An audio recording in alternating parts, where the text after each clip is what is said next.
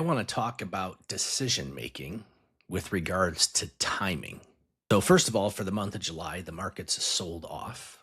Too many people are putting decisions around timing based on the reasons. And what are those reasons?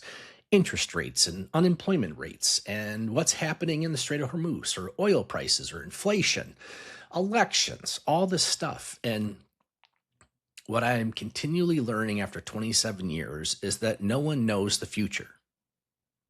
And we'll just use the Strait of Hormuz. We're at war, we're not at war. Blockade, not a blockade. Ceasefire, not a ceasefire. Like, how do you make a plan based on that? Much less make decisions with regards to your finances or your life. And so, what we try and help you focus on as a client of Form Wealth is your timing. What do you know you're doing in the next 12 months? What vacation are you taking? What home improvement are you making? What are we doing with regards to automobiles or giving to other people or helping our kids or all the different things that you kind of have a plan and you've kind of thought about it. And we're asking questions to flush out that plan because here's what I know. We can time almost always what you want to do because you know what that is. And we can't time, nor can anybody else, what the future is going to hold with regards to the market movements, the economy, all these different factors that drive long-term decision making that in the day in, day out, I don't want you reacting to, and I certainly don't want to try and time. And the way you can do that is the more that you know you want to do into the future specifically, the more we can build a plan around that.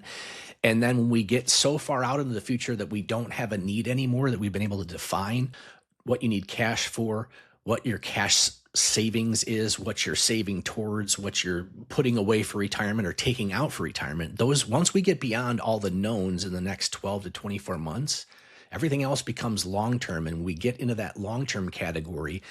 History shows we don't have to react to the day-to-day headline, the month-to-month headline.